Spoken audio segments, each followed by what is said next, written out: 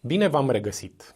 În această săptămână ne confruntăm cu tranzitul malefic și retrograd al planetei Marte, voința și energia individuală fiind afectate.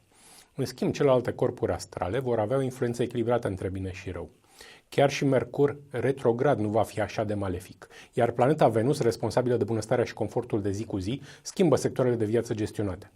Cum va fi influențat fiecare semn zodiacal, vedeți la horoscop. Berbec, vei primi o veste bună legată de plecarea ta în viitorul apropiat într-o excursie în care vei fi însoțit de partenerul de viață.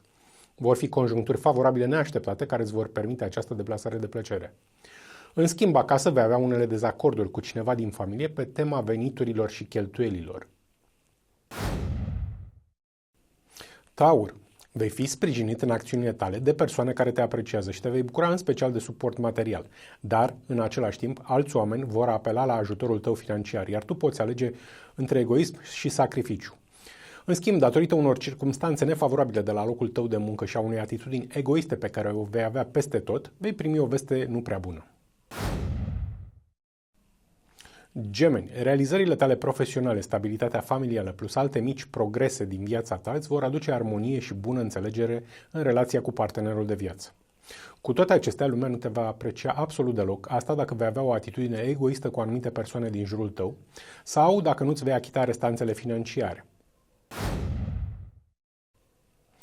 Rac, în contul faptelor tale generoase din trecut, acum vei beneficia de o creștere a veniturilor realizate în activitatea de la locul de muncă, mai ales că un membru al familiei te va ajuta cumva să câștigi mai mult. În altă ordine de idei, datorită pasiunii tale pentru distracții sau pentru anumite plăceri ale vieții, relația de cuplu va fi serios afectată.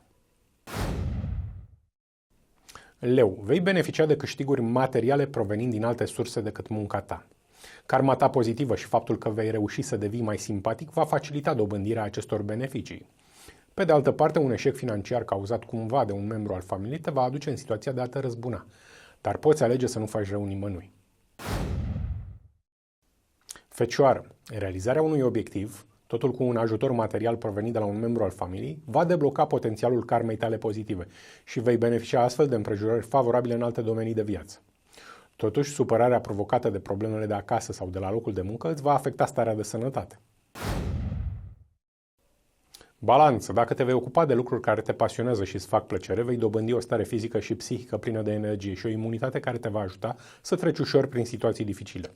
Totuși, cheltuieli neprevăzute la plata utilităților casei plus problemele de la locul de muncă îți vor destabiliza oarecum bugetul personal. Scorpion, vei înregistra un progres în plan profesional, trebuie doar să valorifici o informație prețioasă, plus ajutorul material care îți va parveni. Cu toate acestea, dacă vei insista să sărbătorești victoria obținută sau dacă vei merge la o petrecere sau într-o excursie, bugetul tău personal va fi serios destabilizat. Săgetător, câștigurile realizate în ultima perioadă vor favoriza plecarea ta într-o deplasare turistică sau organizarea unei mari petreceri. Dar neapărat partenerul de viață trebuie să fie lângă tine. În schimb, vei avea probleme în activitatea de la locul de muncă. Rezultatul negativ al unui test profesional îți poate amâna ascensiunea pe un post mai bun. Capricorn, îți vor fi recunoscute de toată lumea meritele pentru buna relație pe care o ai cu partenerul de viață și pentru tot ce ați realizat împreună în plan material și nu numai. În altă ordine de idei, te vei confrunta cu un eșec într-un domeniu în care oricum nu trebuia să te aventurezi. Nereușită cauzată de fapt de prea multe distracții. Vărsător, vei obține o sumă de bani și o vei folosi pentru rezolvarea unei probleme de sănătate a unui membru al familiei, care fără ajutorul tău nu se poate descurca. Dincolo de asta, dacă ai o karmă materială negativă, nimeni nu te va susține nici măcar cu un împrumut, pentru că datoriile din viețile tale anterioare, când nu i-ai ajutat pe cei aflați în nevoie, trebuie plătite.